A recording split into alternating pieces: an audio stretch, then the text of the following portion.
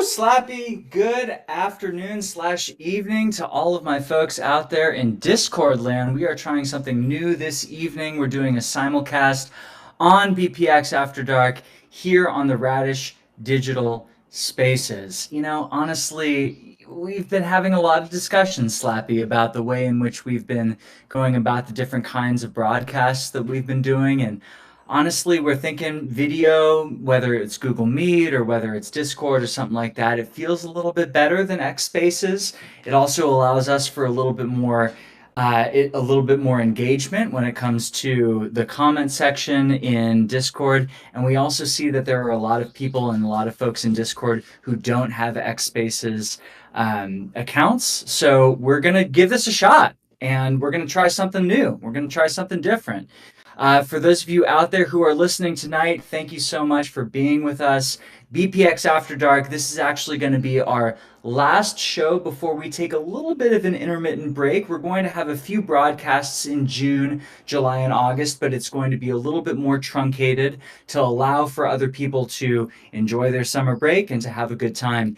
Tonight is a great show. We've got a few guests who are on tonight who we hope to have a really fruitful conversation with. And of course, your tried and trues, we are going to have an opportunity to catch up tonight. We're going to have an opportunity to do the Block Packs Dash, where we give you the activity around the silos of Block Packs. And then we're going to dive into our main event. We might switch it up a little bit because we've got our homeboy, TheOnus, on tonight, which I'm really, really excited about. He is a new member of our community who has been really, really instrumental in providing really wonderful feedback and content to newer members who are coming into the Wonders space. So I'm really, really excited to have him on. But first, I have to ask you, Slappy, how are you feeling tonight?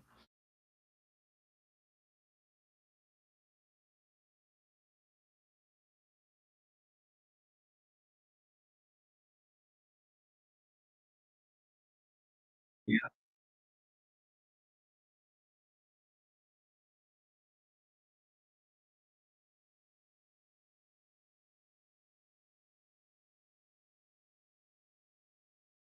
No worries.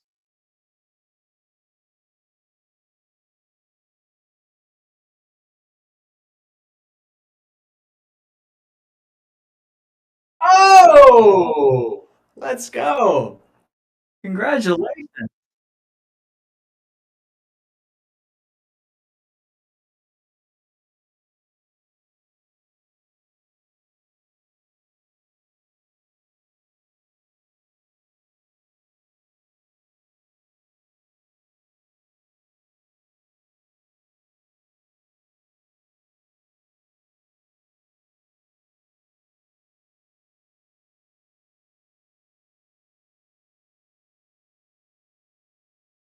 Wow. Wow. Congratulations to you, Slappy, and congratulations to your wife. What a testament to the work that she's put in, not only over the course of the last year or so, but also the course of her career. I am absolutely thrilled to hear that this is the next new chapter for you all and moving to Rhode Island. That's really, really exciting, man. And I'm really stoked for you. So you're going to be packing up. That's going to be what's going down this summer for you, huh?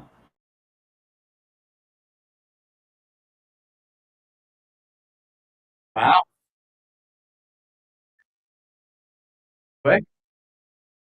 Super exciting. Well, I'm sure you're used to it. I mean, I know you lived in Germany and I know you've lived in a lot of different places, so this is not news to you. But as somebody who just literally got their rent raised literally like about an hour ago and wanting to stay around in the same place, like you and I are on different chapters, but the same playbook. And the same playbook, of course, is appreciating everything that's going on in the block packs world and of course being able to get an opportunity to let our hair down tonight. BPX After Dark, I've got my glass of wine with me. We're ready to go. I don't have my nice camera with me. We're just going to keep it real. I've got two dogs now who are barking in the background, and it is a beautiful evening because Slappy, you've got good things going on. I've got good things going on, and the community has got really good things going on tonight. We've got BPX After Dark tonight, and a lot of things have been going down in the Block Packs ecosystem, folks. And just to let everybody know, just to remind folks that, of course, if you would like to join in on the conversation, feel free to go ahead and post anything in the comment section in this particular spaces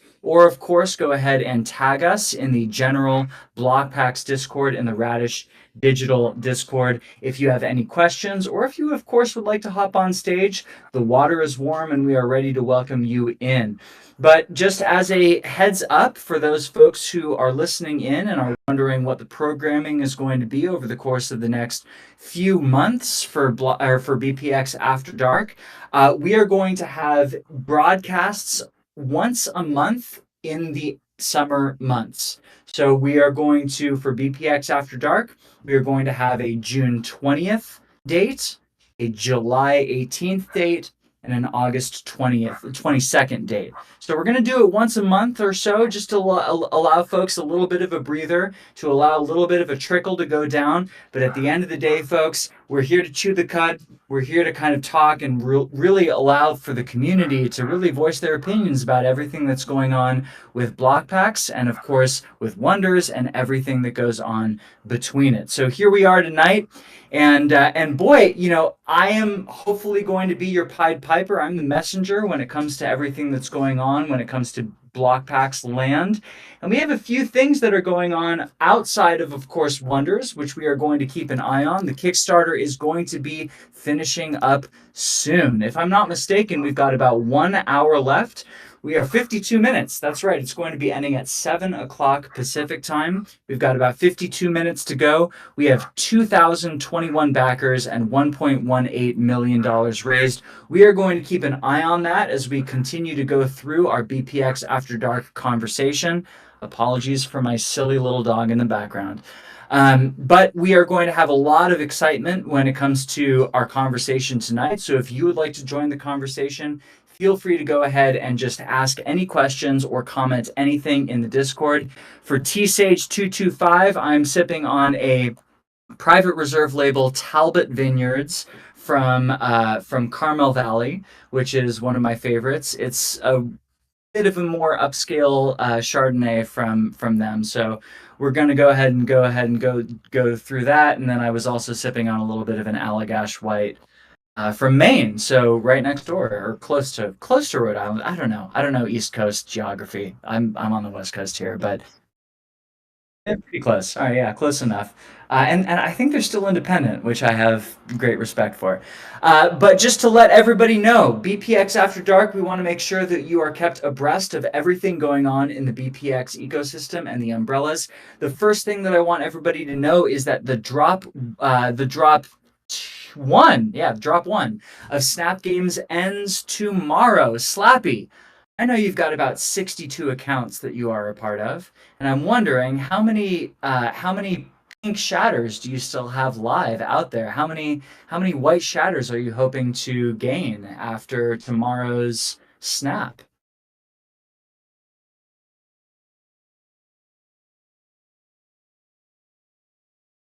Ooh, nice.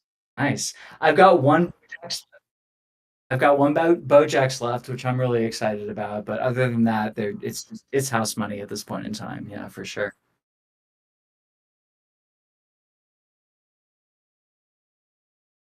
Yeah, the crummiest. I hope to do another break. I don't know if I can necessarily wait like a month before I do my next break because I know the next break is going to happen around June 4th. But man, I mean, I know we've been spending a lot of time on Wonders, but at the end of the day, like HTH Home Team Heroes is really, really exciting, and I still love the opportunity of building up those sets, building up those points, which are going to be able to translate to BPX and miles, which will then translate to sparks. So there's a lot of intersectionality between all of these umbrellas that are going on here, which I think is really exciting.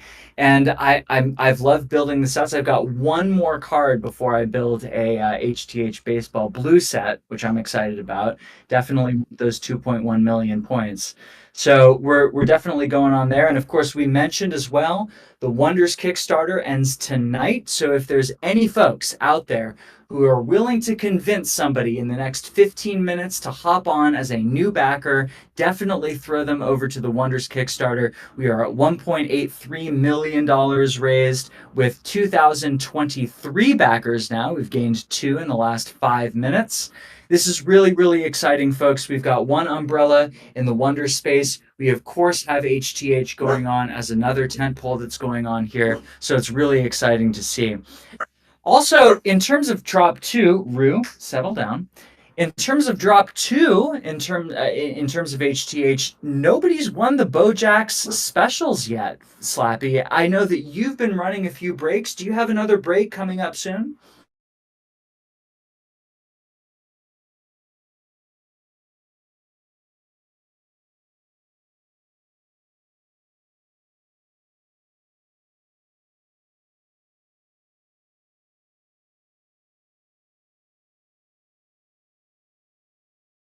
Yeah.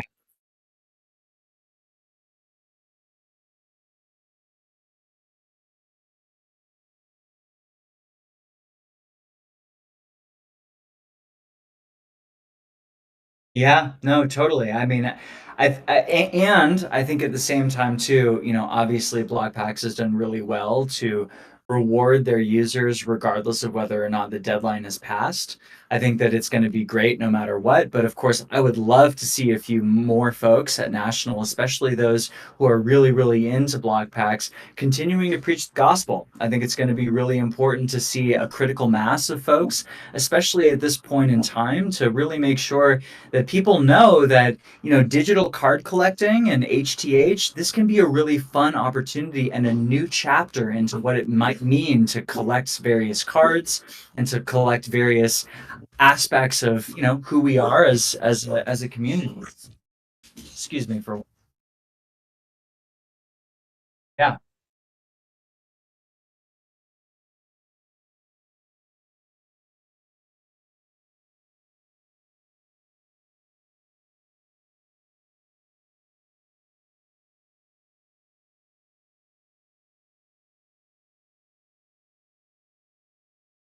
It's a great question. I mean, I think to me personally, it feels to me like their money is best spent at other cons, like various Comic Cons or something along the lines of that. And I mean, I will say, diving into the Wonders Discord, it's been absolutely fascinating to see various folks from different corners of the United States being like, I want wonders at this con, or I want wonders at this con, or this con, or something like that. And I mean, it really feels to me like there's so many different opportunities for Wonders of the First to really kind of extend their reach in ways that maybe relative card collectors like us don't necessarily understand because there are so many different cons out there. And I think not cons, but conventions out there and I think it's really important to understand that like no matter where you are, whether it's the LGS scene or whether you take it a step further into the conventions or whether you take it a step further into more national kind of stuff, there's so many opportunities for reach to be made.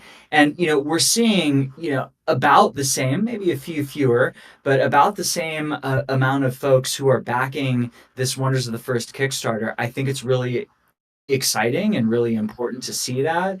And I think that that kind of reach and Frenchie was saying, right, the marketing that they were planning on spending in the first Wonders Kickstarter release, they're now going to be doing that for onboarding between June and November.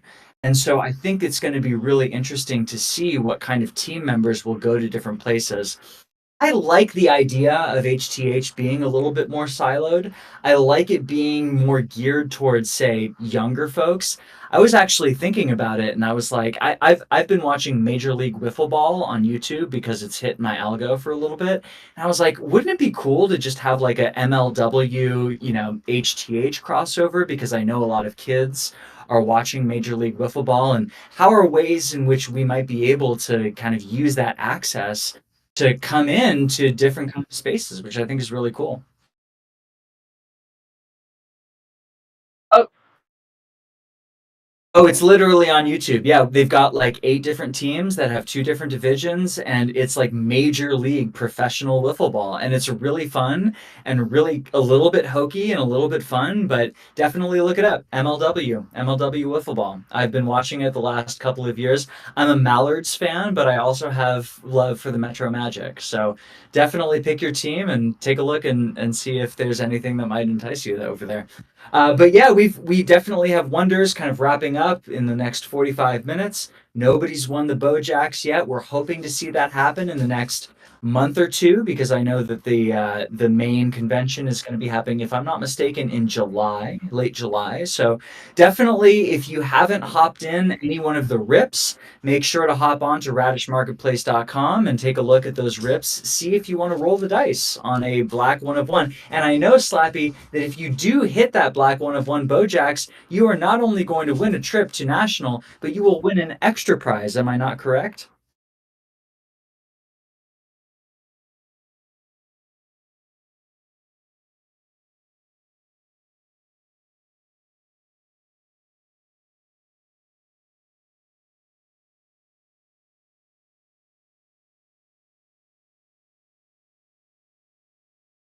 Wow.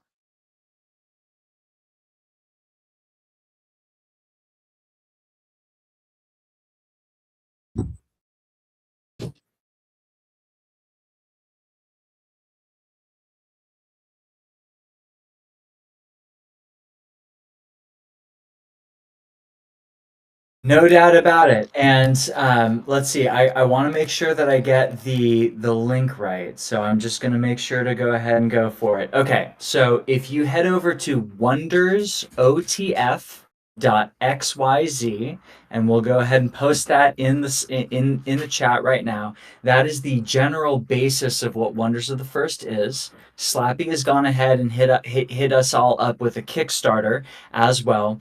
The Block Packs has moved from a digital collectible space, which is still alive and thriving in a really wonderful way, into the physical card space with Wonders of the First. It is an incredibly enticing, incredibly exciting game in which many community members have learned that this is a collectible card game where not only collectors will have the opportunity to collect rare pieces of physical cards, but they will also be able to have really exciting gameplay of a really cool TCG trading card game. Wonders of the First is an absolutely cool space that we're going to be able to talk to TheOnus a little bit later about what drew him to Wonders of the First. But Wonders of the First is another project that BlockPax is doing right now, and currently the Kickstarter has about 40 minutes left. And this is the opportunity for you to get in on the ground floor, similar to kind of Miners and Wonder, or Miners in general, or like early HTH. Think about it like Block Packs Trivia, where opportunities are abound for you to collect and then, of course, play the game of Wonders of the First. Wonders of the First is a game that requires a lot of strategy. It also requires a lot of really interesting kind of mind play when it comes to figuring out which ways in which you are going to play the game. Now, for me personally, I'm seeing Wonders of the First as more of a collectible aspect and more of a collectible play, but I have really played Wonders of the First with my wife. She's beaten me every single time that we've played, and it's been an absolutely awesome gameplay experience. Feel free to take a look at wonderccg.com or the Kickstarter to take a look more at what the gameplay will look like. But there is a robust and burgeoning community in the Wonders of the First Discord who have really understood and really dissected the gameplay And it's been really exciting to see. I've been a little bit more of a lurker recently than I have been in the past on the Wonders of the First Discord. But man, oh man, there are a lot of people who are really, really excited, not just about the gameplay, but also about the collectability aspect of it. And that's really where Frenchie is coming from, right? Frenchie has been a lifelong collector of many, many different things. And he wanted to infuse that element of collectability into a really engaging game, and I think he's done really well. He's employed Brian Tinsman, who has been in like I think six different iterations of Magic the Gathering. So the gameplay coordinator and the game director is definitely ironclad when it comes to the provenance of this game and the cachet of this game. So I think it's really cool to see. If you have not taken a look at any of this, feel free to go ahead and take a look, Birdman. It's a really cool aspect and a really cool game. And if you want to take a flyer, it's literally half the price of a minor at this point in time, or maybe about one third or one half the price of a minor. So it's definitely something to take a look at. If you are in the digital space, definitely take a look at what's going on over there. And I see Birdman's on stage. So Birdman, hello. Welcome to the stage. The water's warm. What's going on, my friend?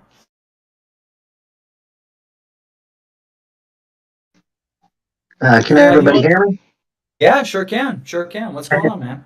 Thanks. Hey, I appreciate it, and I apologize I jumped on late, but wanted to get what information I could. I'm going to jump over there, and yeah, still trying to put together HTH, but I'm always open to new ideas, and I collect all kinds of things. So I appreciate it. I don't want to take up any more time.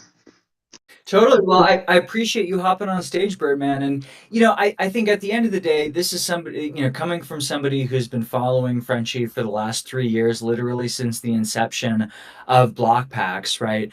I think that collectability is always something that's in his ethos. And obviously, Wonders of the First, he wants to straddle a really interesting line. He wants to make a really engaging and interesting and dynamic game that a lot of card players, TCG and CCG players can have. But then he also wants to make sure that the collectors can also really buy into this particular ethos. And I think he's done a really good job of straddling that line. And I will say, in terms of the value, especially with the Kickstarter stretch goals that have gone on right now, buying a flare package for a couple $100, it's going to be a really, really wonderful investment, in my opinion, to be able to kind of like lock in and take a look at what's going on. Take a flyer, rip a few packs come November. And see what's going to happen from there. There are one of one stone foils. There are one of one alt arts that are going to be included in a lot of these different packages. I think generally speaking, if we know Frenchie's track record, he is an innovator. He is somebody who really, really likes to dive into really interesting and unique kind of mechanics and aspects of gameplay.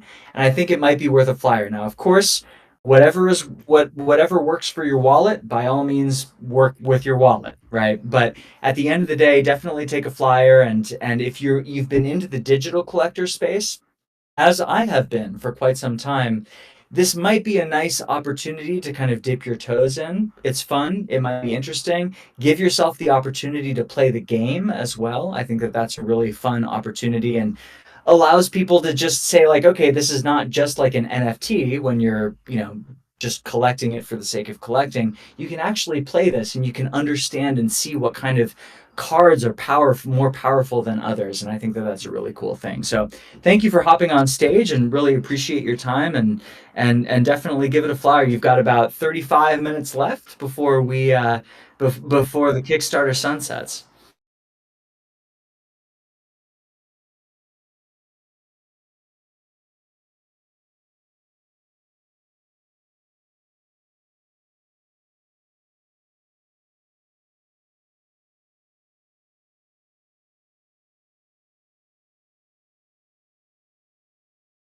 Hmm.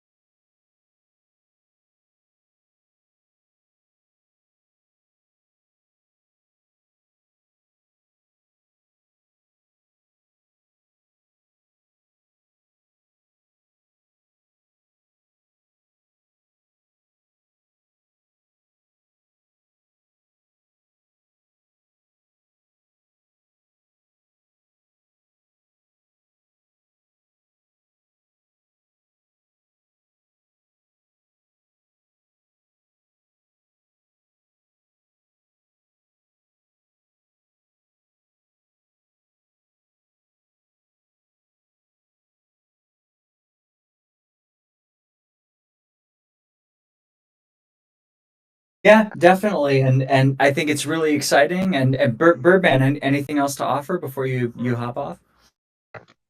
Yeah, I was just going to say, I'm quite familiar with Kickstarter. Actually, I've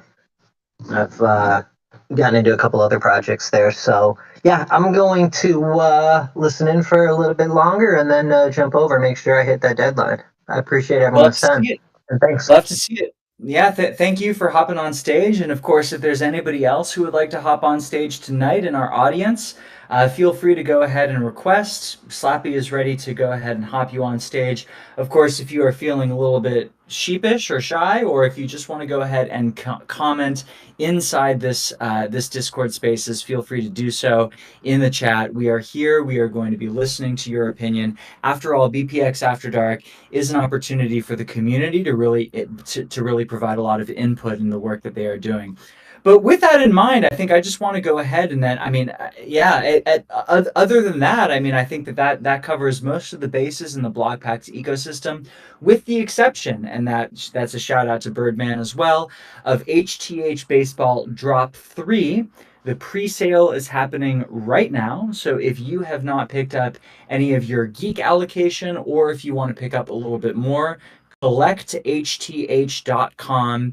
Of course, the big prizes are the two black one of one Bojaxes, which will earn you the opportunity to go to the Home Run Derby and the All Star Game in Arlington, Texas this summer. So if you hit a black one of one Bojax, either one of those two in this next drop, you will automatically win the opportunity to go to Arlington, Texas, Ranger Stadium, and go see the Home Run Derby and the All Star Game. I know I'm ripping for it. I'm really, really excited to have the opportunity to do it. If I win, I'm going to go ahead and take my brother. I'm really excited for the opportunity for that. So with that in mind, though, we have a lot of digital collectibles going on at this time, and we will cover the sales and the marketplace of those digital collectibles in our block pack stash a little bit later. But I'm going to go ahead and switch up the opportunity. Oh yeah, that's a good point, Joe and Birdman.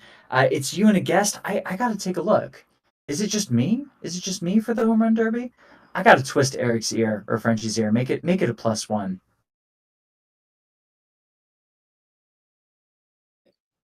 Yeah. I'm thinking it's a +1. I know that the prize is under $5,000, so maybe if I paid for my brother's flight or something like that, we might make it work. Hopefully. Yeah, yeah, appreciate that.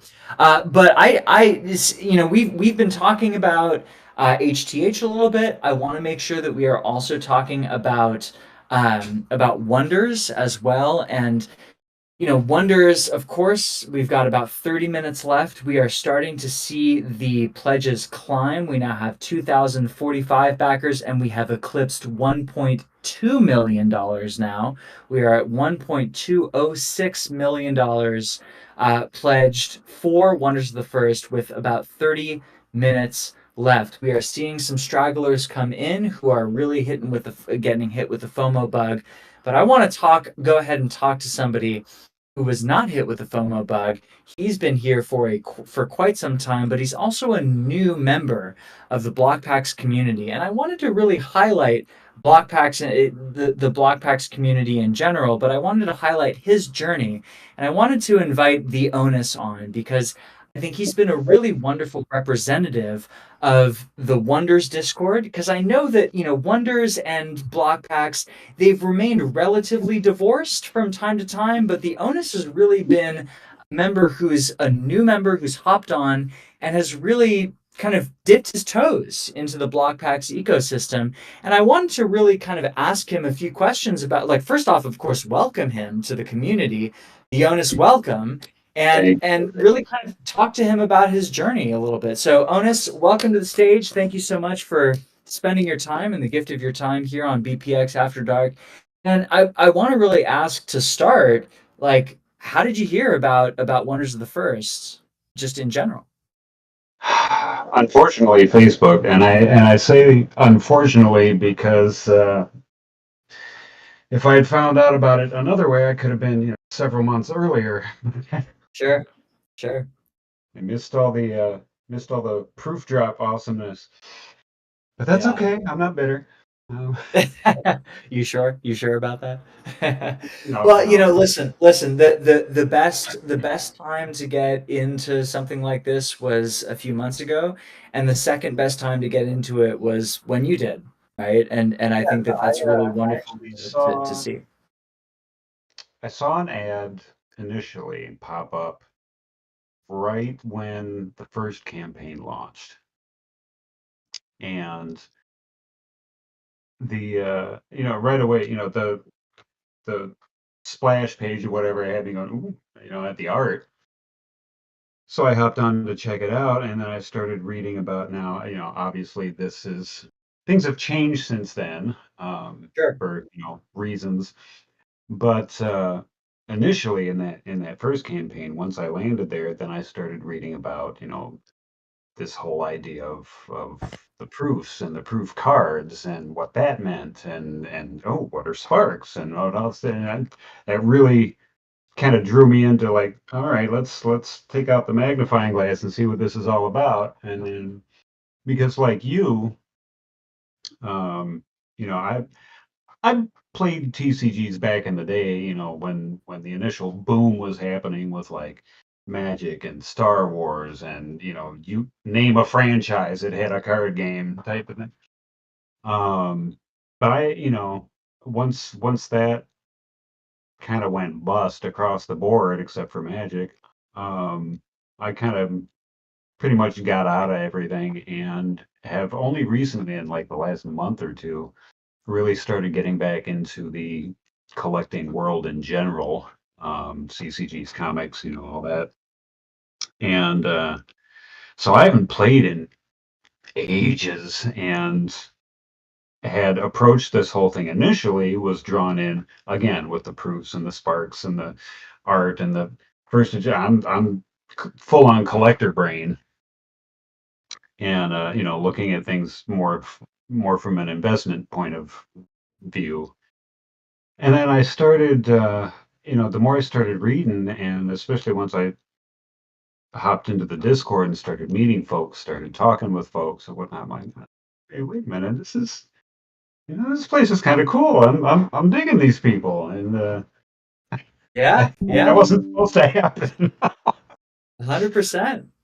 But and It's interesting because I don't think that your experience is on an island. I think that there are a lot of folks out there, including, OGs like myself who have followed the work of Frenchie for, many, many years. I'm not a CCG guy. The last time that I ever played a tabletop game was Pokemon back in like maybe 2001, right? But the the intrigue and the design of this game has continued to hook me. And my wife, who is not somebody who plays any kind of TTGs or CCGs or anything like that, whatever you want to call it, I mean, the moment that she picked up a deck, it was about 20 minutes of understanding the basics, the bare bones of the gameplay, and then suddenly she's into it, and I'm looking to kind of challenge her and like figure out like how I can best beat her decks. And yeah, she loves the dragon decks. It's been really, really fun with the with the new print and plays. I think it's gonna expand more horizons for a lot of folks. But I don't think you're the only one who has come in with a collector's mindset and then been like, wait a second, this game is actually really fun. Like yeah. this is a fun game to play. And speaking of the print and plays, or the ones that are available on TTS, same decks now. I think in many ways that's a really good introduction to, maybe one of the best introductions you can have, because it doesn't, like myself, I've never been, um like, even back when I was playing, I've never been a terribly adept deck builder per se. Yep. I'm like, oh, well, this could be useful, and oh, maybe I should have that. And before you know it, like, my deck's this thick, Yep. Yep. Yep. and you don't Totally. pull anything because it just gets lost. But with these, I didn't have to think about that. And what was fun for me initially, jumping in with the print plays, is that beyond just the concept of the set, I knew nothing about any of these sets, any of the Mm, abilities or the character or whatnot until they were in my hand. mm. And that was part of the fun Yeah. for me is okay, I've got this pre-constructed thing, and the challenge and the fun of it now is you have no control over what went into it. Literally play the hand you're dealt. See what you Yeah. can do. And that really engaged me in terms of looking through all the various creatures and abilities and synergies and figuring out, okay, with what I've got here, like how can I be most effective with what I have to work with? And it so far it's gone pretty well. Yeah. I almost won my first game. My first game ever was with Phil, Okay. who was very cool about. Yeah. Yeah. There you go. Well, Nope. that's all right. It took until today for you to stop calling me honest. So I get a freebie. There you go. You bring up a Wonders really good Wednesday. There point. we go. Yeah, Wonders But Wednesday. no, So he's got this awesome program set up. Every Wednesday, he like sets aside a time to onboard new players and explain how the game works and the flow of everything and whatnot. And that's mad props. Um, yeah, the community as a whole has been just awesome about uh, supporting one another and educating one another. Yep. It's of can't say, of which can't say you enough have good of stuff. which you have, of which you have played a really instrumental part, Onus, and I wanted to talk about that because I mean, of course, like I really appreciate and admire your humility. Obviously throwing props and giving roses as well deserved to people like Phil who are onboarding folks in terms of the gameplay aspect.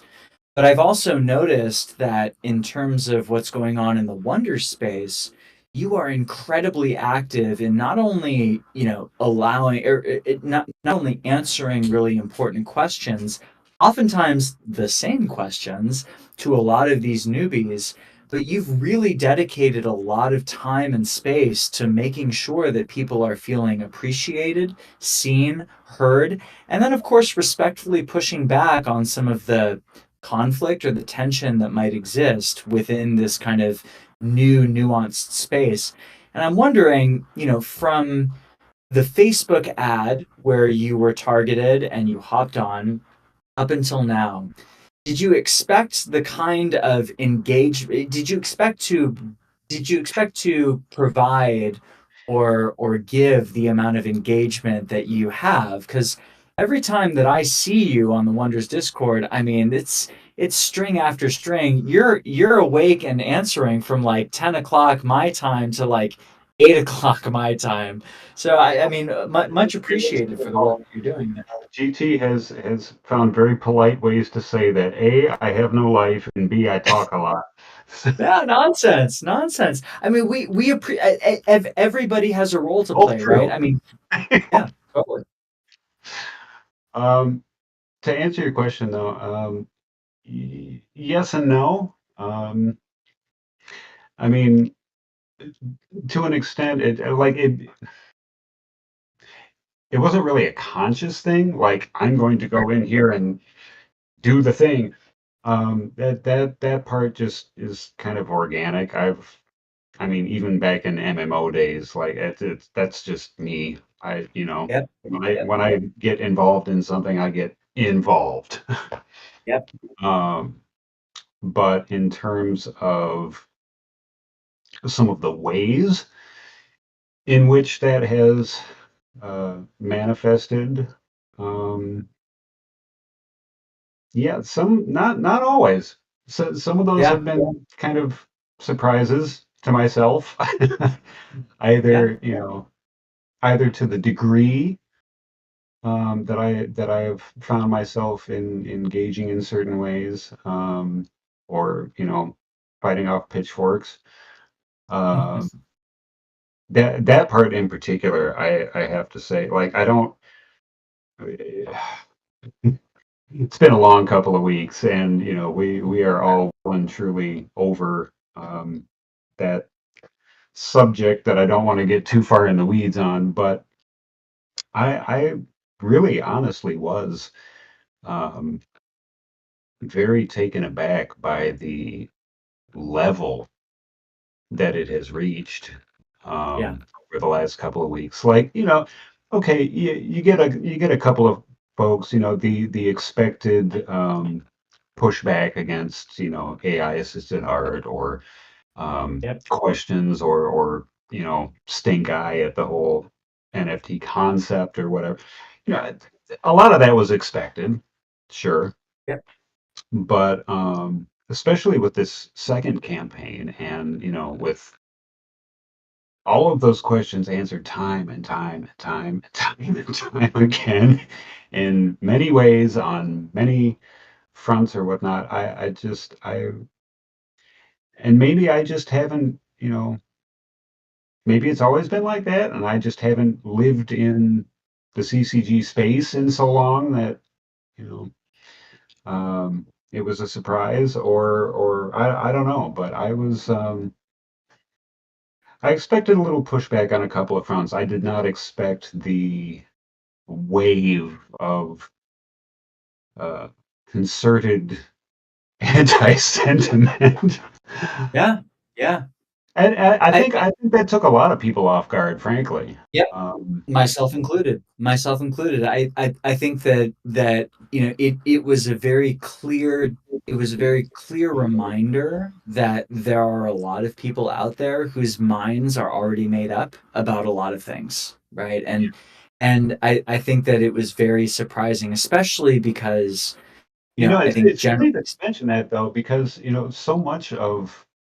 so many things are like that though Yeah. now. I wonder if uh, AI notwithstanding, like technology aspects notwithstanding, I wonder if we would have been having these conversations had this Kickstarter been 10, 15 years ago, you know? Mm, Even mm. taking the technology aspect out of it, like just in terms of the polarization that is the default now on everything. Yeah. Or 10, 15 years in the future, right? Yeah. I mean, like I think if you go either way, we are at this kind of liminal space where we are seeing a particular shift in technology in terms of collectability, and I think that to me personally, if I step back and reflect on it, right, like I'm a millennial. I'm firmly a millennial, and I remember the days.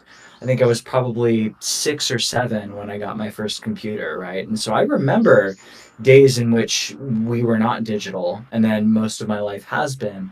I think a lot of collectors and TTGs, tabletop game players, are either millennials or older, and, I think as a result of that, there's one particular ethos, and then there's the new, Gen Z, Gen Alpha, and we're really butting heads against like what that looks like. And Frenchie in particular is really straddling that line in a really interesting and clearly what turned out to be contentious space where, we've got a lot of different kinds of people who have a lot of opinions about the ways in which they've lived their lives and the ways in which they view the things that they love, and respect to them, right? Like I think that Yeah, somebody who I is don't a know how to really, I'm not sure how to answer that point because I'm Gen X myself, so yeah.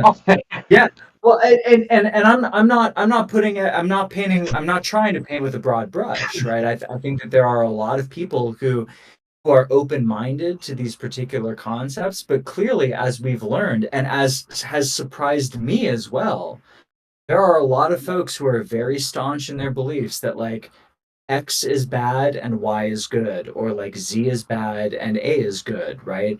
And I think that that has been really surprising and really interesting. But I think all the credit to people like you who, are still willing to fight that fight and to be like, actually, let's take a look at it from a different lens or a different perspective. And that's one of the things that I admired about you, and one of the things, one of the reasons why I really wanted to get you on to this space, to really share your opinions about that. And I appreciate your thought behind it, because I mean, at the end of the day, like, this is new, this is weird, this is interesting. It might not be to people like you and me, but it might be to other folks of the public. And I think that that's worth conversation. I think that that's worth discussion.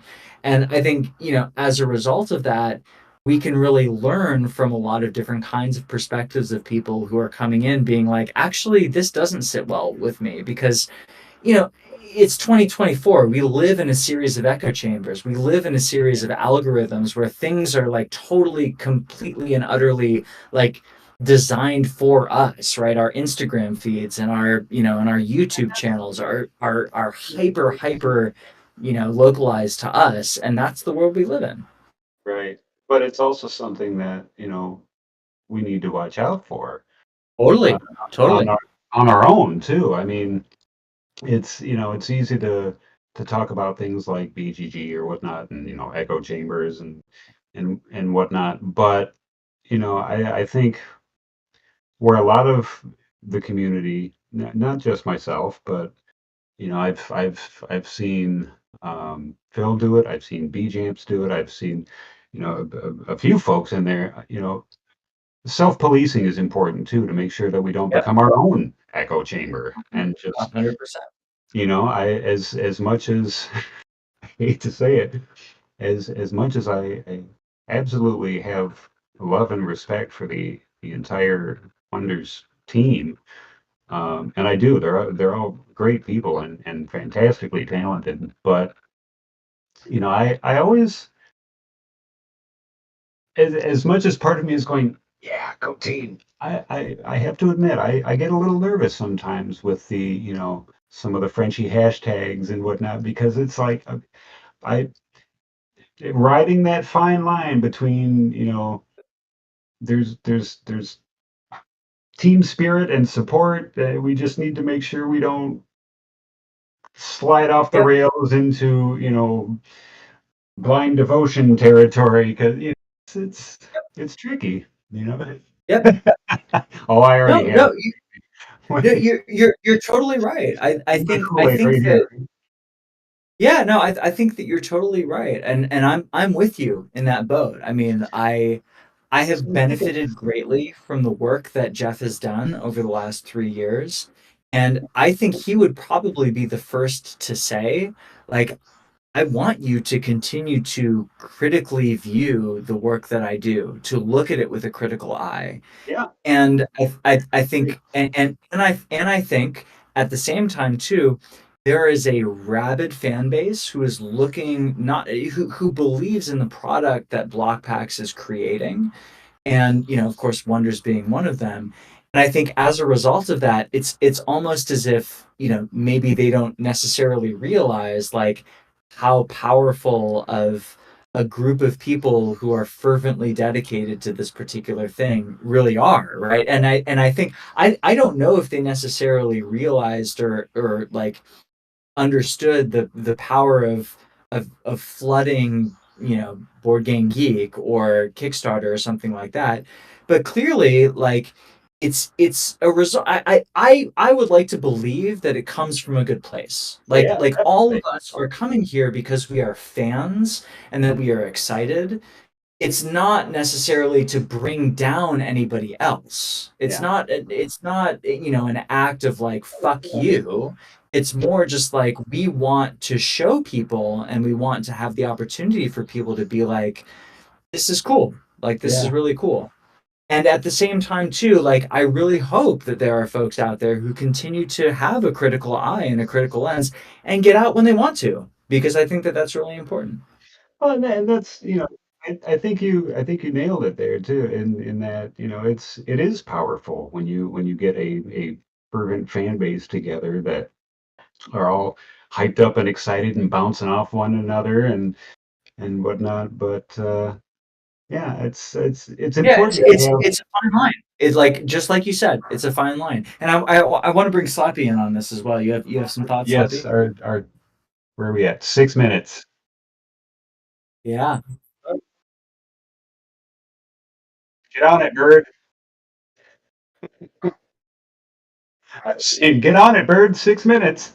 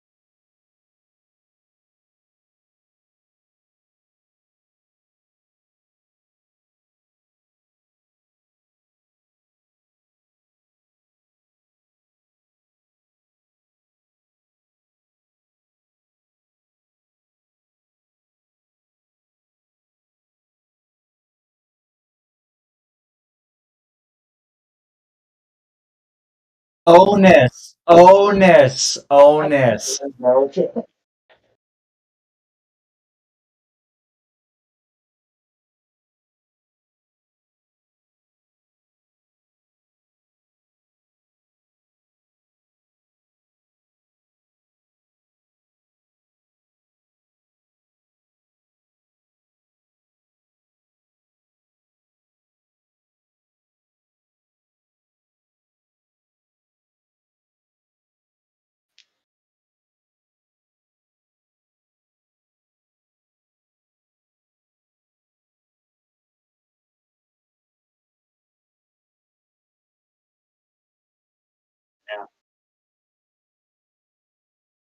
Yeah.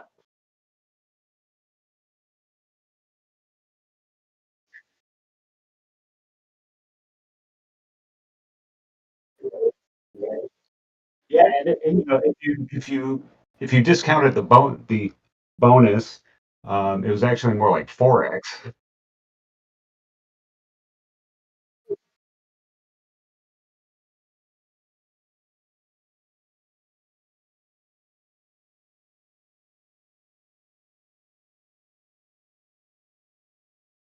Mm-hmm. Yeah. Yeah, Mm-hmm. no, that makes perfect sense. But yeah, and this is uh-oh, uh-oh. I feel like I kind of feel like this is a cross between a pledge drive and a New Year's Eve countdown.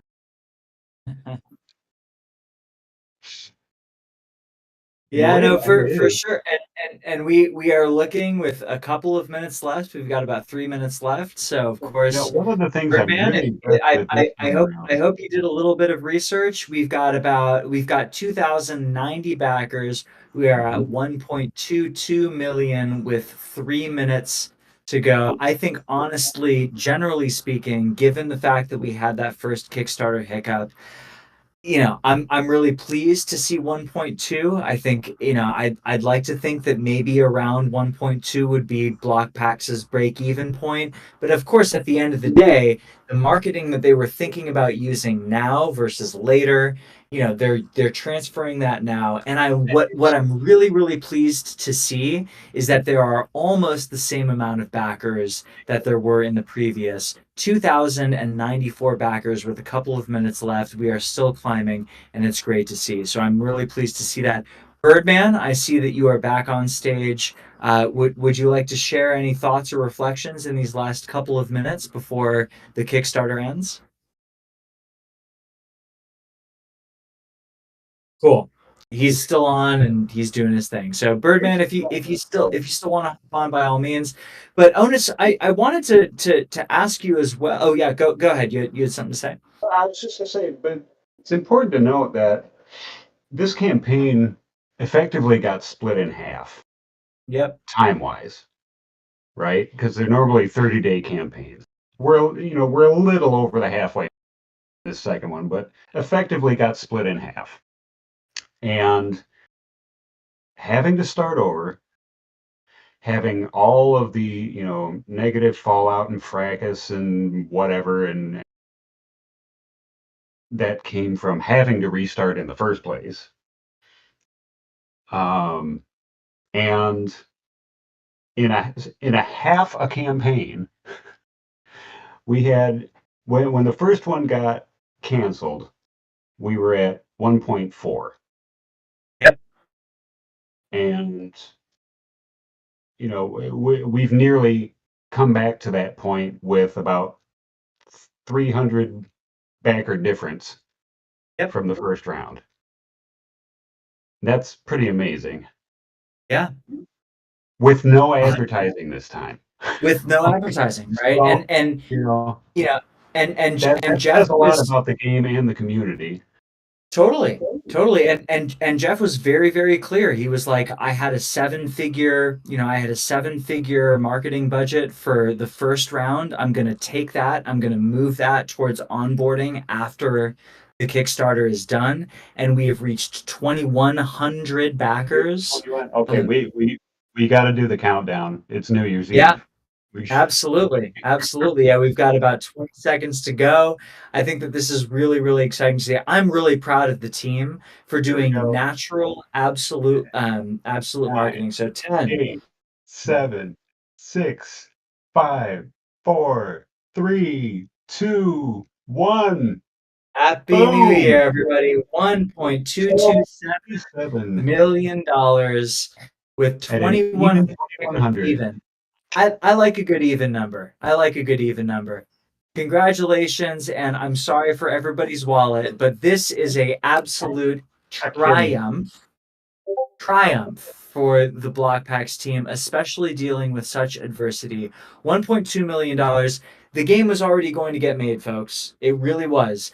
The Block Packs team already has everything ready to go, and they've made those stretch goals incredibly stretchy. We are going to be receiving many more packs, many more boxes, and at the end of the day, those who got in now, I imagine, are not going to regret having got in now in May, especially when all of the packs roll out in November. I look forward with you, TheOnus, and Slappy. I look forward to some breaks. I look forward to getting to put on some breaks. Onus, if you don't mind sharing, what did you end up pledging at? Oh dear Lord. Yeah.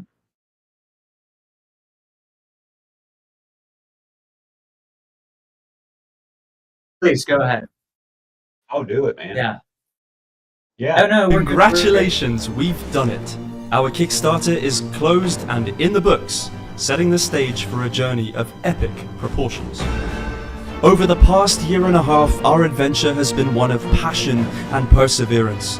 From its initial creation, playtesting, balancing, we've pulled together our creativity and dedication to craft something we can all be proud of. Iterating time and time again, adapting to your invaluable feedback, we've honed Wonders of the First into the game that you see today. Your insights have been a compass, sharpening our vision. This is it, Wonders of the First, our shared triumph. And as we move forward, our promise to you remains steadfast, to deliver a game you'll treasure, a game worthy of the support you've shown. Those of you who made informative videos, playthroughs, developed workshop files for Tabletop Simulator, lived in our Discord, you've ensured that every player has access to the tools they need to fully immerse themselves in the game. For that, we are profoundly grateful. We'll be supporting organized play through partnerships with LGSs, delivering print and play decks and driving Tabletop Simulator games to expand our reach, and of course, build alongside our incredible community. There's much more to come.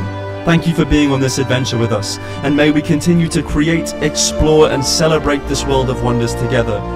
So may your adventures always bring you treasures. A very nice narration there, Bear. Very, very nicely done. Cloud is on stage. Cloud, do you have any thoughts based on that video or any of our conversation that we've had so far? I didn't see the video. I was busy doing something else. Backer number 1, and backer number 2101, the final backer. Hey, let's go. The bookend. Yeah, that's Bookended it. That's yeah, beautiful, exactly. man. Yeah, Well I think done. you should change your name from Cloud to Bookend. Right there. Well done. Well done. I'm proud of you, man. I mean, obviously, you are the kind of community member as well. Like you are the OG community member, and you are currently on my right side, and then Onus is on my left side. And I love the fact that I'm sitting in the middle of you two because I think that this is really marking a very interesting chapter and a wonderful chapter in the Blockpacks ecosystem, and specifically in Wonders of the First, because I think it's so cool that we have somebody who's a little bit on the older side and then somebody who's on the newer side to really welcome in and usher in this new chapter.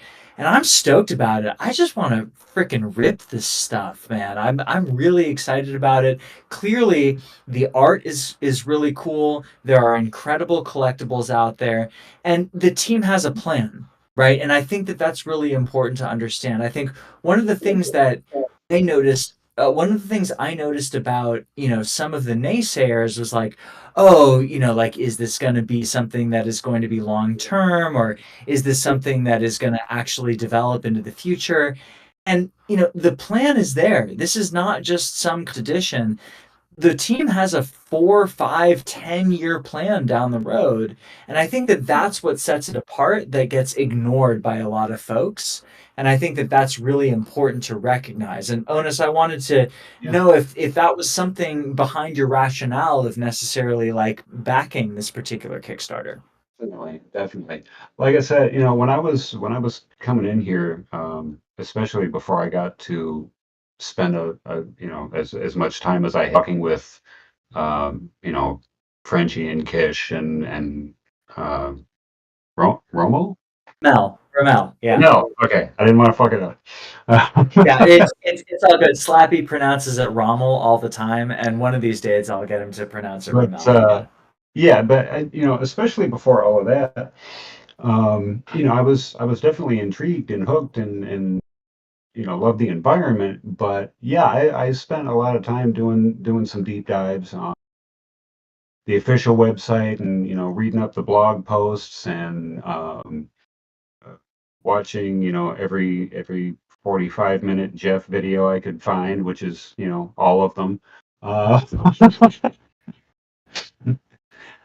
uh, but and that's really where it was a combination of a lot of that, like reading about some of the history of and development, listening to Jeff talk, albeit at length, about his personal philosophies behind things and what was driving a lot of the decisions and where you know his approach to building his team and all of that, and listening to Tinsman, and just the more I heard and the more I observed as well in the Discord in terms of how with some of Jeff's philosophies on things in terms of how he approaches the framework, and like you said, the fact that they are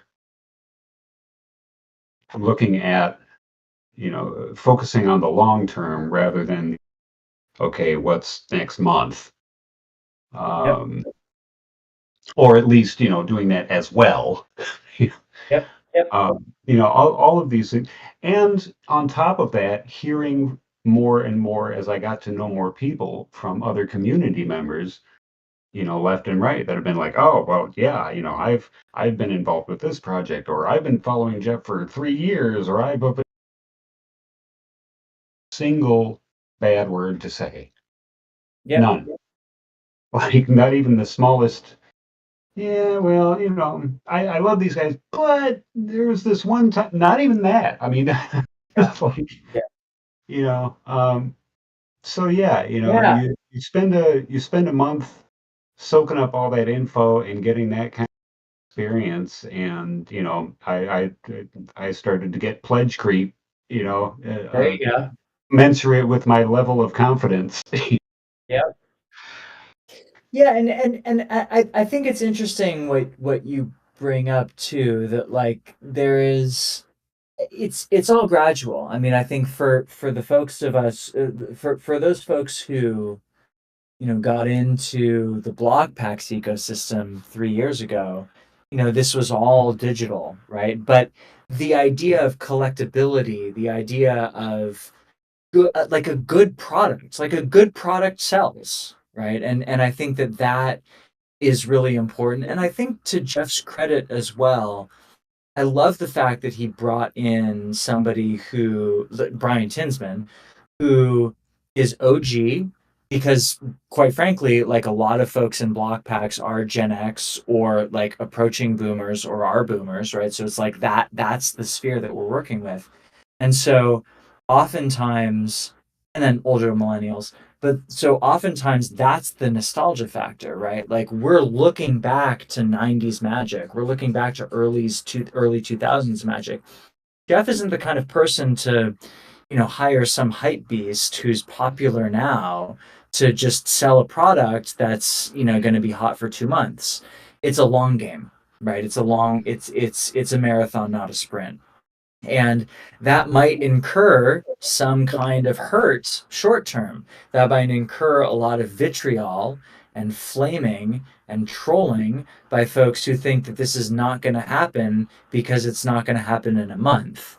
But realistically, what they're trying to do is they're trying to make things happen in a year or 2 years or 3 years, right? And so I think that that's really important to kind of recognize. And that gets me to this kind of aspect because you were sort of hinting at this idea of like the slow creep of appreciation of Wonders. And it sounds like the trust or the excitement that you had in Wonders has slowly kind of inculcated itself into other aspects of block packs. And I'm wondering what got you in to the other side, and what silos are you into? And then also, generally speaking, are you excited to kind of dip your toes into like are you a home team heroes kind of guy now, or have you dipped your toes in that yet? Well, okay, so I'm going to be honest here and say that as a rule, historically, I am not a sports ball person. Um, Okay. Cool. No shade, that no love never lost, no. really have been. It's not my sphere. I've always been more artsy.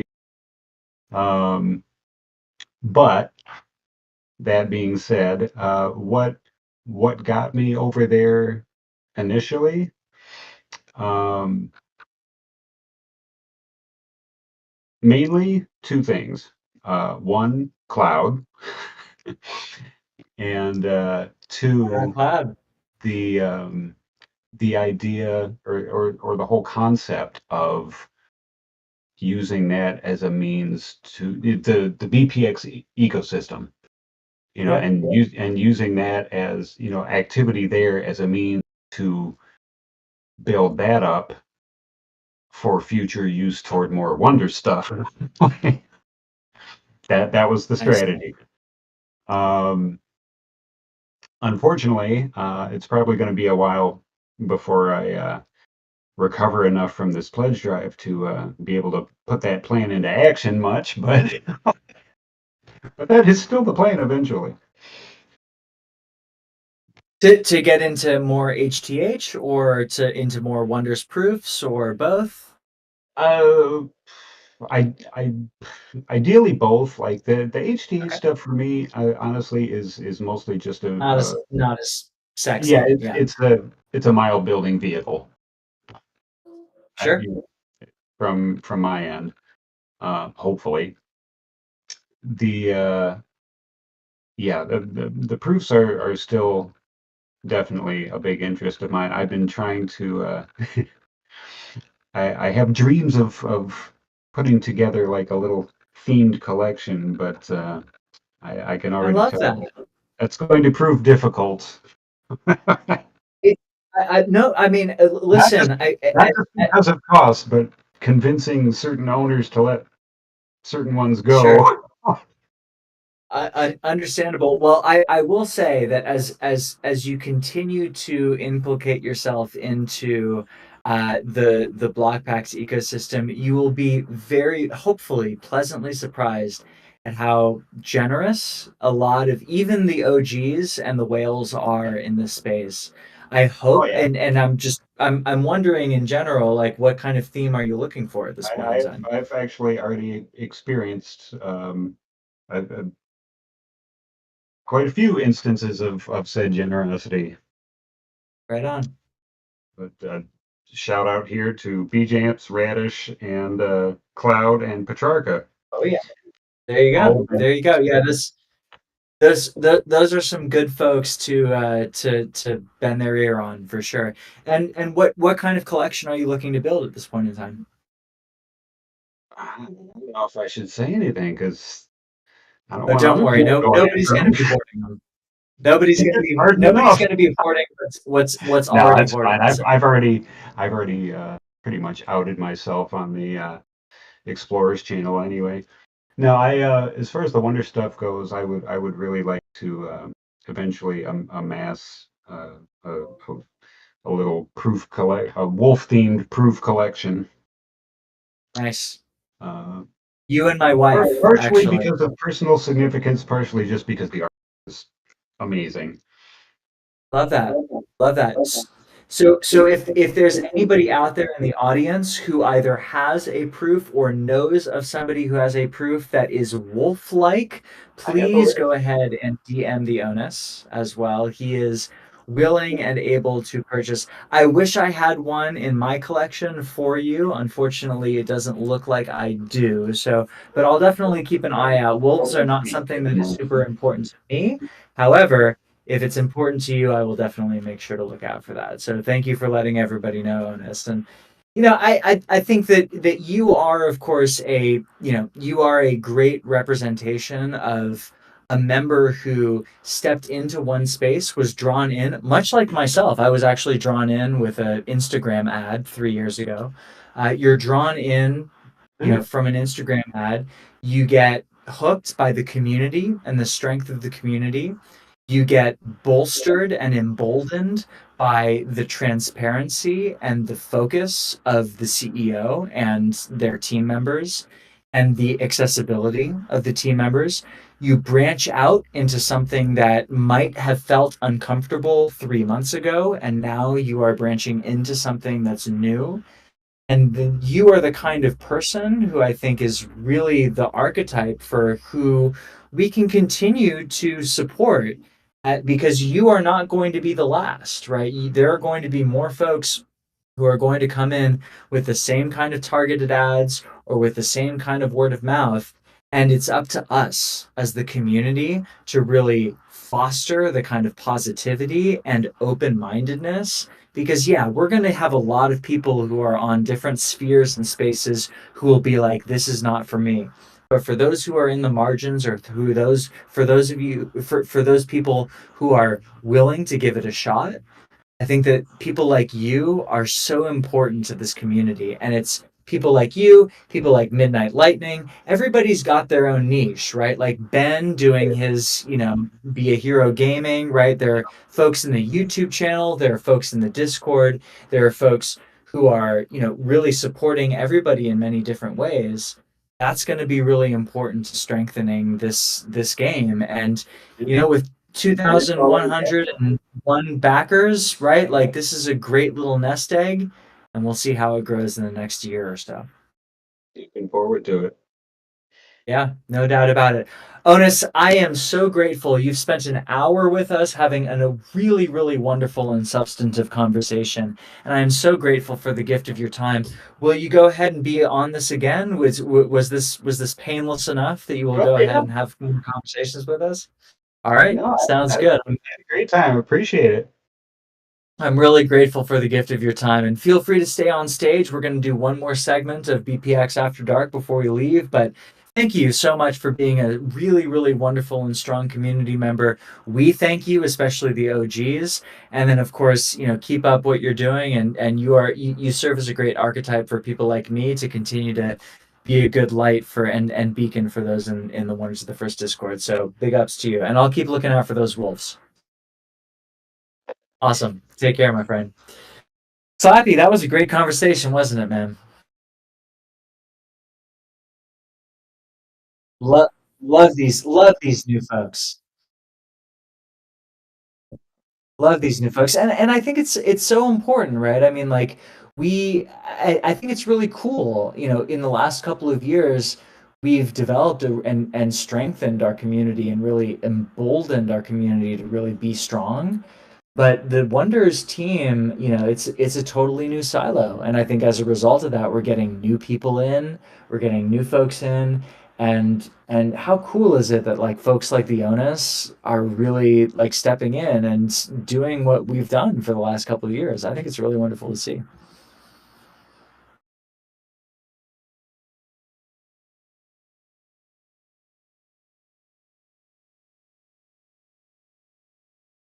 Yeah.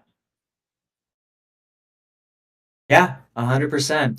I love the fact that you showed that thank you. You know, again, it's one small step. The title is one small step towards a larger adventure, and you know, Wonders is off and running. 1.22 million. I think that especially after the Kickstarter fracas, I think that like yeah, I think a lot of the haters, a lot of the naysayers might have been like, oh yeah, this is gonna flounder, but nobody dropped their pledges, you know, at the end, right? Like we have 2,000 plus folks who are going to go ahead and pledge. This is the start of something good. So I think props to everybody. Shall we go ahead and do a little block packs dash to let everybody know what's going on in the ecosystem other than Wonders of the First? All right, let's do it. Yeah, feel free to share yours if that's cool. I'm going to pause for podcast purposes. Ba-ba-dum. It's the Block Pack Stash, folks. Here we go. Your boy GT is going to go ahead and do a weekly segment called the Block Pack Stash, where we highlight the sales and activity from around the main silos of Block Packs. We're going to give you a quick hit of the activity, talk about one or two sale highlights, and focus on one or two up for sale assets that I think about purchasing if I have the capital. This is going to be a little bit more truncated, a little bit more focused on HTH because that's our main tempo that's going on right now. But of course, I got to shout out to the Wonders. The character proof sales were slow this week. There were only two sales of character proofs. Now, you might think, though, that the character proof sales might be slowing down because of lack of interest. I'm going to go ahead and push back on that, folks. There are only two sales this week. Why? Because only 38 out of the 10,000 are listed for sale. That's right, folks. 0.38% of all character proofs, Wonders of the First character proofs, are listed. So, why aren't you seeing many sales? It's because no one wants the ones that are for sale, folks, right? There is an incredible group of diamond handed holders who are looking to hold on to their character proofs either because they love them or either because they think that they are going to appreciate in value a little bit later on. This means if there's anybody who is looking like TheOnus to get in on character proofs, it is not only going to be difficult now, but you might be going ahead and you might want to make sure that you are checking in on the activity, on the listing activity of these Wonders character proofs looking forward, because it's going to be really important to recognize that while there haven't been many sales, the reason why there haven't been many sales is because there aren't that many up for sale at this point in time. A lot of the items that are up for sale are currently spells or items. You don't have a lot of characters. You certainly don't have a lot of legendaries at this point in time. So it's going to be important to recognize if there is something that gets listed or posted, you may as well snatch it up at this point in time because the market certainly has dipped. It is a little bit on the lower side, but at the end of the day, if you do want to get in on it, you might need to do some kind of back door or back channel OTC deal, or you might just have to find something that's going to be your second, third, or fourth favorite. Bloody Chain Plate, which has a sale right now for 0.061 ETH, that's 228 bucks. That Slappy is currently showing right now. That's got about 39 minutes left on the sale. There are a few at the floor that I think would be really interesting to see. And of course, folks, these are going to be showcased in the next couple of sets. Yes, sir. What's up, Slappy?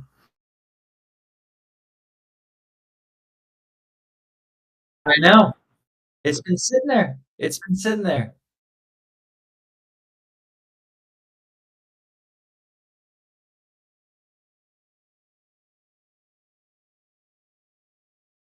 Yeah, totally. Or accept the offer. Maybe they're trying to cut their losses, right? Because they bought it at point one and they're trying to get it for at least something. But if I was on there, Conjure Wayfinder, beautiful art, absolutely beautiful art. That's right again at the floor as well. I think it's really cool. It's a really striking spell. I could totally see that show up in the next in the second set at this point in time, right? So it's an Umbrathine spell. I think it's really cool to see.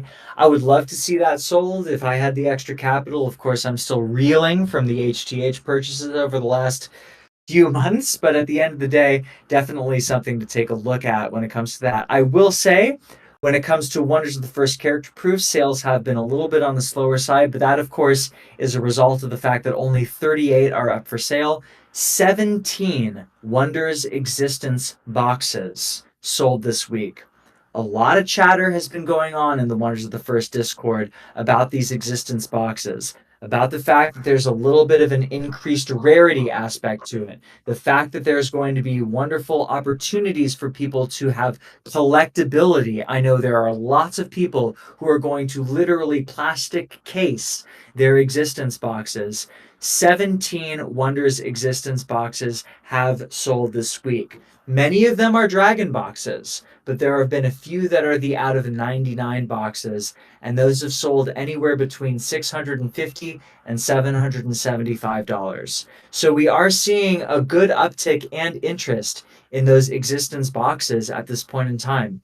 We are seeing the fact that there is still a good marketplace for them, and at this point in time, we are looking at 0.11 ETH, slightly lower than about 400 US dollars. So if you are interested in a Wonders of the First Dragon box that is going to be one of those special edition existence boxes, definitely something to take a look out for. Slappy, what's on your mind?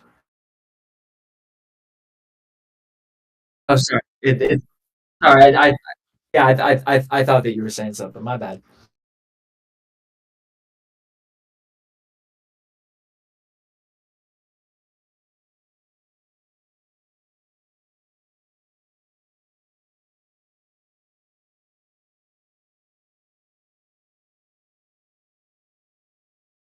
That's the Patria.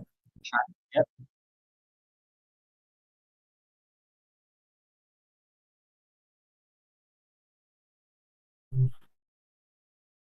Yep.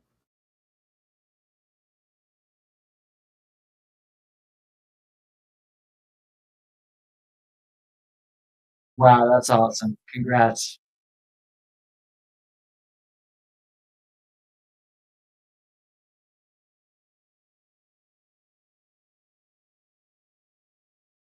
Yep. Yep.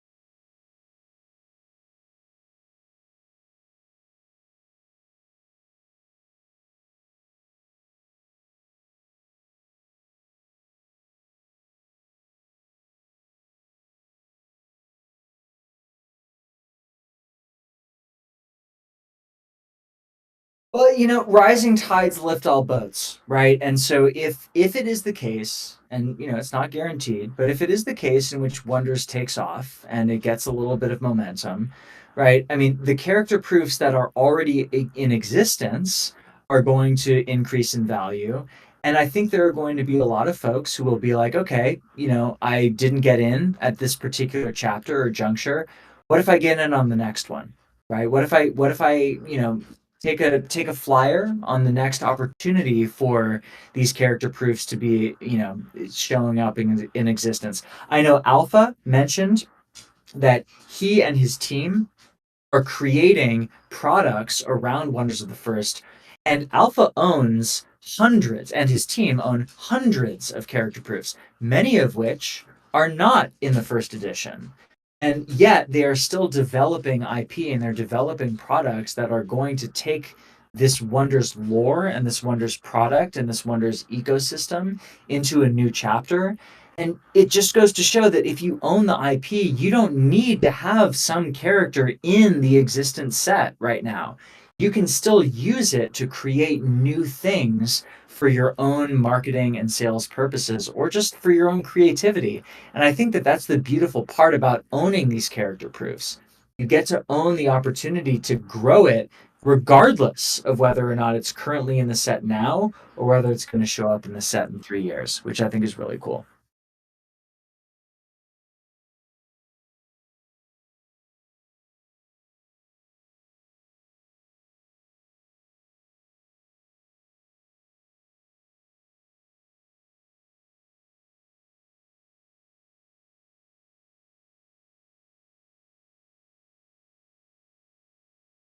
Nice.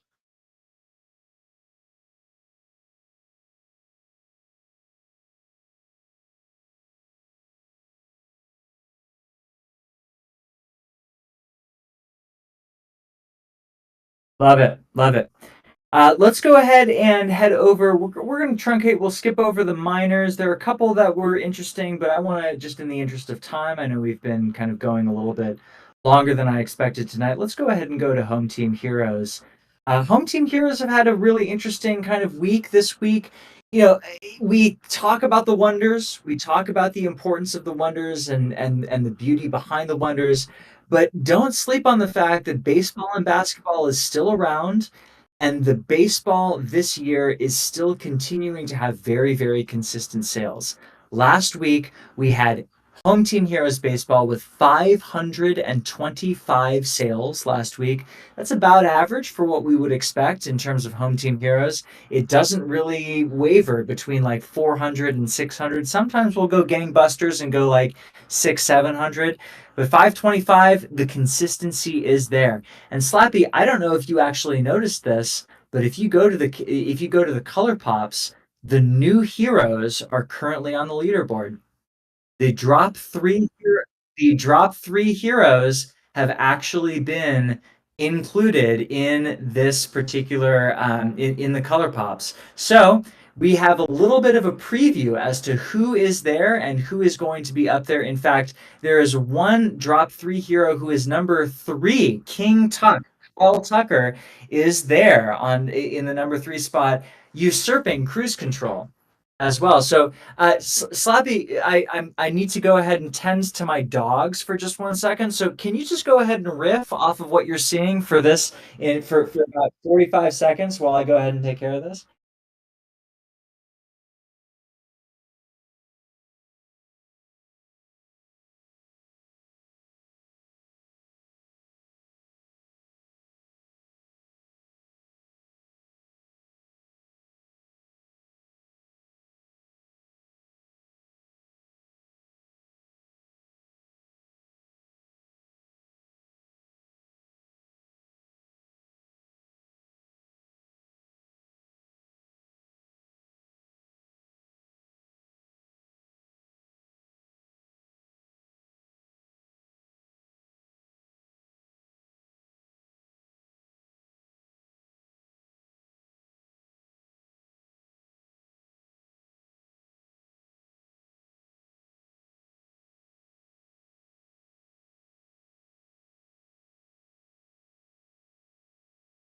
Yeah, yeah.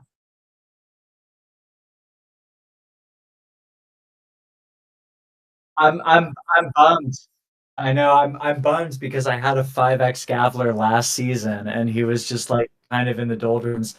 I will say I don't know if I necessarily disclosed this, Slappy, but I actually have a Pink Shatter cruise control Radish car left. So I'm hoping to win the White Shatter. And if I do, I'll make sure to donate it to you.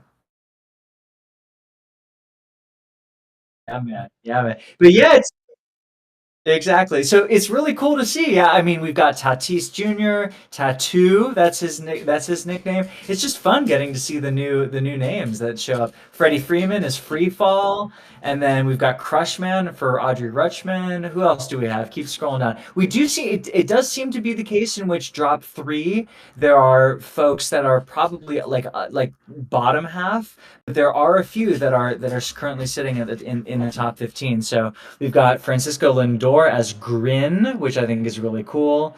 And then we've got Rocket as Randy Arozarena, Caroller as Corbin Carroll, Osmosis, love that as Ozzy Albies, Clutch as Andrew McCutcheon. He's been on a tear recently, which I think is really cool. And then, of course, we've got Dansby Swanson, who's going to be new as well. And then a few of the rookies aren't doing so hot. Yeah, yeah, yeah. But he's new for drop three. Yeah.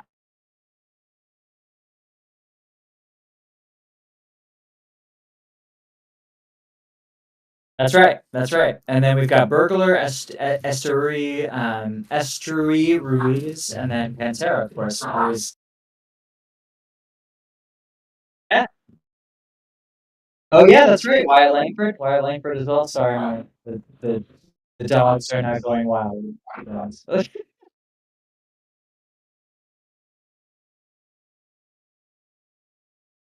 Yeah, we're dog sitting, so the dogs are fighting right now. They're playing. Anyways, say that again.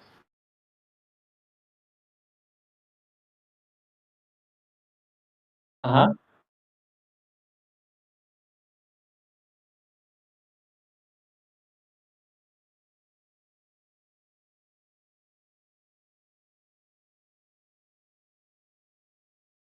Yep. Yeah, that's right. Do me a favor, by the way, and check out Ollie. I went ahead and splurged on a color pop today, and I was like, and I got an Ollie color pop. Where is he right now? All right, okay, 23rd. I'll take it. I'll take it. I'll take it. It's it.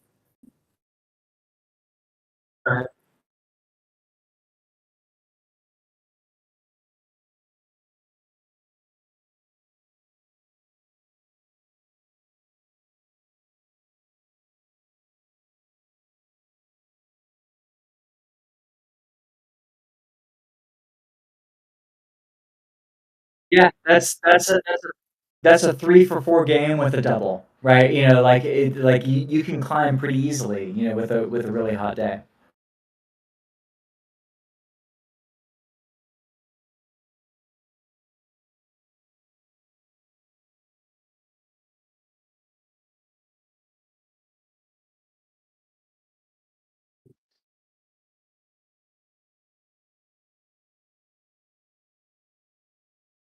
There we go. There we go. I'll take it. I like that optimism. I like that optimism. So new heroes are on the leaderboard. Of course, we will be able to rip them come June 4th.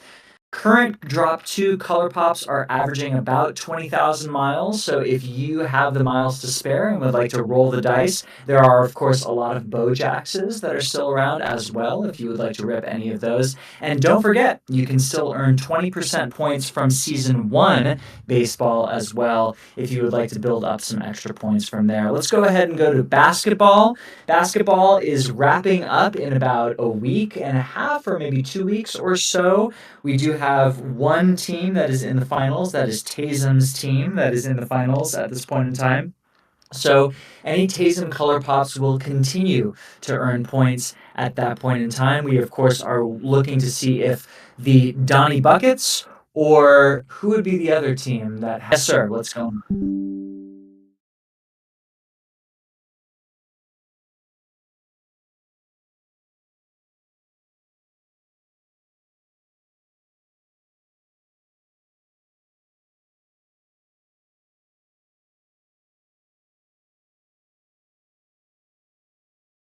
There's extra million. Yeah.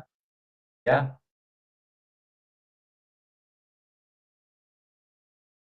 100%, 100%. I thought about this a lot actually, Slappy, and I haven't necessarily mentioned it, but like the way in which they've been able to do the math to make sure that one sport is not necessarily more, impactful over the other, I really give a lot of credit to the Wonders team for that. I think that's really impressive that they've been able to pull that off, and I'm glad that you highlighted that. Obviously, sorry, say that again. Oh, sorry. Yeah, my bad. The HTH team, the HTH team for sure. Shout out to Eric. Sorry, Eric. But yeah, I think it's been really wonderful to see. So we do see a lot of action when it comes to basketball. Of course, basketball will be winding down, which means that a snapshot is going to be imminent at some point in time. I'm sure the HTH team is going to give us an opportunity to finalize our set building and all of that, but this is probably a good time to start building those sets and to make sure that you've got all of those HTH points as you possibly can. As a reminder, basketball is going to follow the same ratio as baseball. So it's going to be about 46 to 1. So, however many HTH points you have, that is the amount of miles, aka sparks, aka BPX, that you are going to redeem. So, definitely make sure to understand that that is something that you want to be able to look out for. A lot of shatters were sold, a lot of commons, definitely a lot of people who are still in the market for these kinds of digital collectibles. So definitely take a look at that. And then, of course, lastly, do not sleep on the reward store. We had 10 sales of many, many different kinds of cards, in real life cards that were purchased by Miles. These were the rewards miles that we have earned simply by collecting. There was a Pokemon card that was sold. There were a couple of baseball cards that were sold. There was a basketball card that was sold. A lot of classic cards. A lot of and I think there was even like some kind of Marvel card that was also sold. So there are a lot of things that you can shop around for, and quite frankly, the arbitrage might be real if there's somebody who is able to look at the price between the miles and what's being sold on eBay for these particular hot items. Definitely take a look at that. There are a lot of legends that are still up for sale. I know that I noticed that there was like a Tiger Woods like Masters of him pointing at that ball that of his miraculous chip in like the '99 Masters or something like that. That's a card that's up for sale at this point in time. There are a lot of opportunities for you to potentially not only purchase these just for your own sake, but also maybe resell on eBay or in other marketplaces as well. So that's something to definitely take a look at. There are so many opportunities to dip your toes in the block packs ecosystem. We heard from TheOnus about the way in which he's occupying this space in the Wonders Discord and then moved his way into the block packs ecosystem. And of course, for OGs like us, there are still opportunities to make some really interesting purchases, not just in the marketplace, but of course on OpenSea as well. The opportunities are endless when it comes to block packs, and I think that that's really cool and exciting. Slappy, I mean, block packs continues to thrive, doesn't it?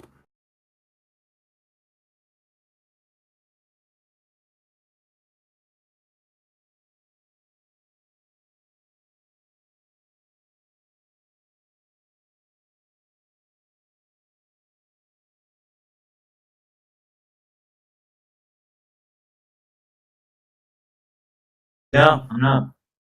No. Oh, this is a legendary card. Yeah, wait, it says fuck something, right? Okay, yeah. FF error. I love that. I love that. I love that.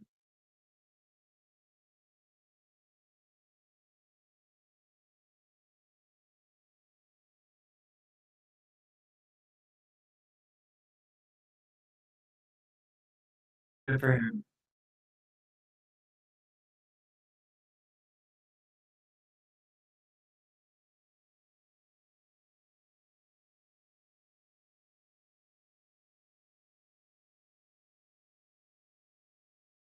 Wow. Good for him.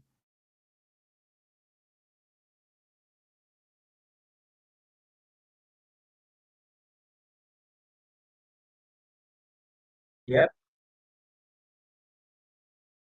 Wow. Good for him, and especially in a Gen at 10, the FF era, like that's what we're saying, folks. There are opportunities abound, and we will continue to showcase and highlight them on BPX After Dark every single week that we have the opportunity to broadcast for you. But of course, we would not be able to do this if it wasn't for the wonderful audience who's providing really wonderful comments. And Slappy, I really enjoyed this time in the Discord. In the Discord, maybe we continue to do this down the road. But I think this was a really fun opportunity, and of course, we want to, of course, thank TheOnus as well for hopping on tonight and really providing his really interesting thoughts as a new member of the Block Packs community. This is what makes the world go round, guys. It really, really is. This is an opportunity. BPX After Dark is an opportunity to let our hair down, to just be a community, and to really share our opinions and share our thoughts. We're not rah-rah. We're not sponsored by Block Packs. We just provide our own opinions, and we're fans of the product. But we can be critical, we can be supportive, and everything in between. And I think that that's really, really cool.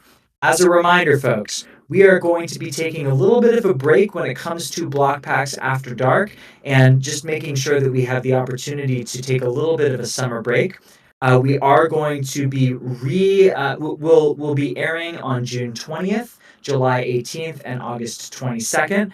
As well. But we do want to make sure that we thank everybody. But before we thank everybody, OG Kisher is on the stage, man, for one last little gasp, one last little swan song. Kisher, congratulations, $1.22 million sold on a truncated and, quite frankly, hamstrung Kickstarter with 2,100 backers at the end of it. How are you feeling this evening, man? Oh, the team's grateful. The team is exhausted. Yeah. And I mean, we're stoked, you know. Listen, do we wish we could have went up from the 1.5 we had when we started? Yes. But given all the headwinds that we face, the team's really happy, and we're just focused on what comes next, which is getting the game into as many hands as possible. So work's not done, but thank God this Kickstarter is. A huge sigh of relief. I hope that you are opening up whatever beverage, adult or not, that is going to prove well enough for you all. I know that this was not something that you necessarily were anticipating when you started about a month ago. But honestly, given the fact that, like you were saying, you saw so many headwinds between the vitriol that was coming at you from all different kinds of sides, the pushback from Kickstarter, all of this kind of stuff, the fact that you are still a top 0.1% funded Kickstarter in history, I think that that's something to say. And I love the fact that Frenchie was mentioning, right? We're going to go ahead and forego the marketing when it comes to Kickstarter. We're going to take that war chest and we're going to use it between June and November to onboard more folks. I think that that's really, really exciting to see. And of course, my condolences. Would we love to see a $6 million Kickstarter? Absolutely. Would y'all have? Absolutely. But I love the fact that you were able to roll with it. You were able to roll with the punches. And here we are. Said it, man. You said it, and we're excited to start the push into local game shops, and we still have Kickstarter has this new feature that we're taking advantage of. So if you go to our Kickstarter page, you'll still see that there is a Flux package available for purchase, and that'll just continue on as kind of a late pledge, but. Essentially, what it is it's 185 for that package, and it includes one collect and play booster box, and that's the non-first edition. So that's 11 cards per pack, and the non-Kickstarter booster box still 30 packs per box, and then you'll get 2 starter decks of your choice in the non-Kickstarter exclusive starter deck. So that just means that you'll get a paper mythic and not the foiled first edition mythic. So people I can love still that. get on there and do it. It's a bridge until we get our own platform up and get sales going on our own websites. But if you choose so and want to jump that, those things are a little bit cheaper than what was on already. So there's an option for you as well. The Flux package right there, you might not, if you weren't in on the ground floor, you can get in on the second floor. And honestly, usually the second floor is where the restaurant or the pool is anyway. So that's pretty luxurious, in a particular hotel building. So it's all good, baby.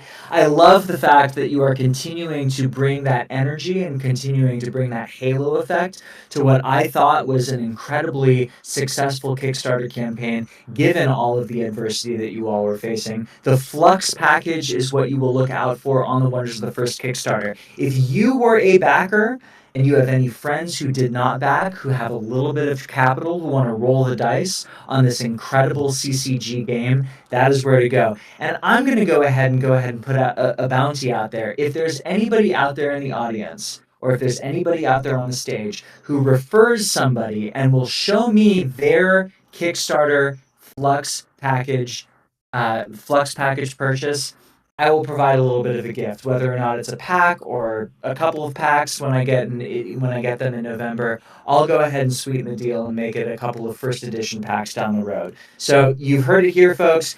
Papa GT, Santa GT is going to make sure that everybody's hooked up. So definitely refer your friends when it comes to that. Kisher, I really appreciate the fact that you've highlighted and showcased that, because I think the more we are able to put Wonders of the First on the map, and the more we are able to develop this wonderful, wonderful community, the better off we are going to be in the long term. And folks like TheOnus, who was on here for about an hour sharing his experience about how he was onboarded on the Wonders of the First Discord and then became a really integral community member. It's folks like TheOnus, it's folks like Midnight Lightning, who are creating their niches and their spaces that are going to continue to grow this beautiful, beautiful skyscraper up until November and beyond.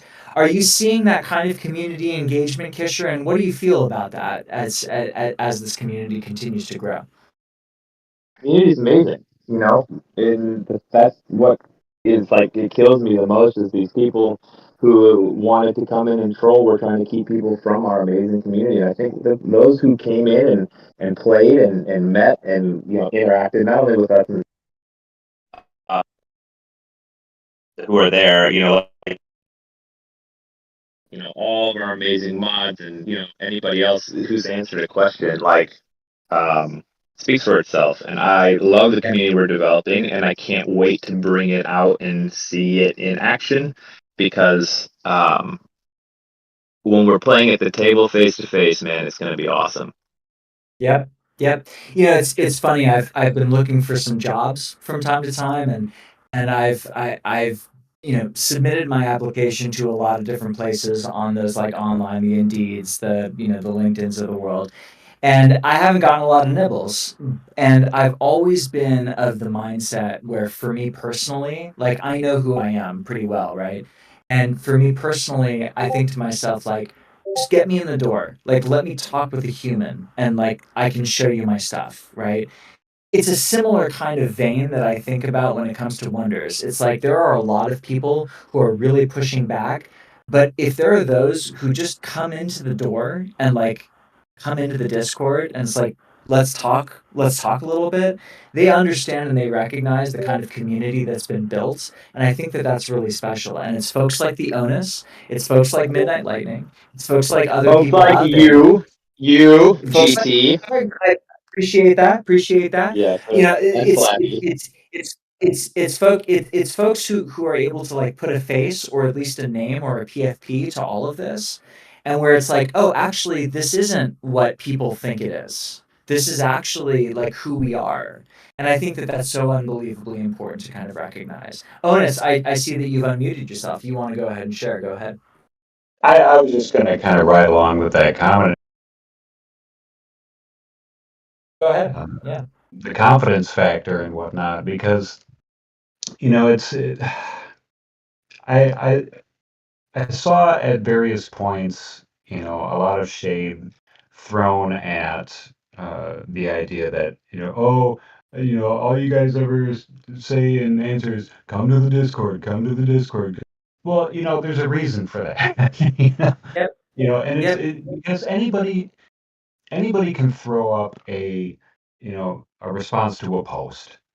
You know, anybody can just say, "Oh, okay, here's the answer to X question or whatnot." But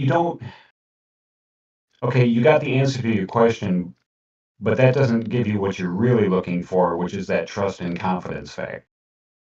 You Right. get that by spending time in the community and getting to know the people, getting to know the team, having that. And I'm not talking just for, oh, hop in for 5 minutes and look around and go, "Meh."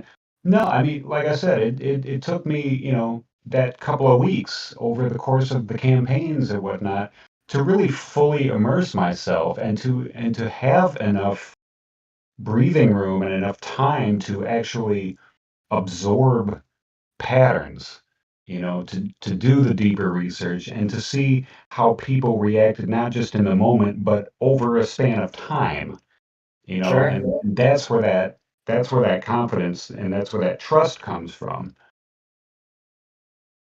And it's earned, right?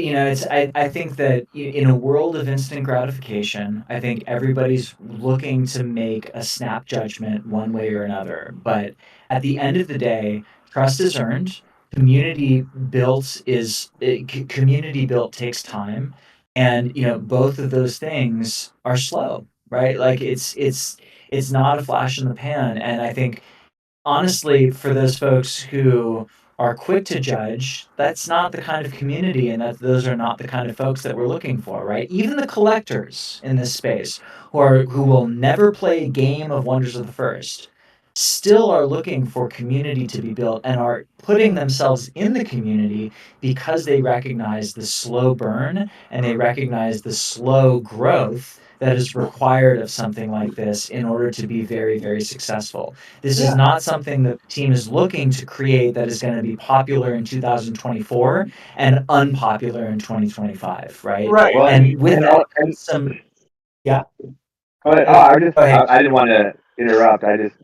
You were on a roll there, but I just wanted to say that Onus really hit on something there because it's easy in our world of instant gratification, as you mentioned, to see the screenshots that are out of context being posted on these different platforms. And, we've become accustomed to seeing that in our news cycles and taking things out of context, text, and talking heads and assuming that that is the whole conversation. And so I acknowledge Onus for coming in and taking the time to really do the deep dive because a lot of people didn't do that and because of that, they're missing out on a really incredible community game franchise. All of it.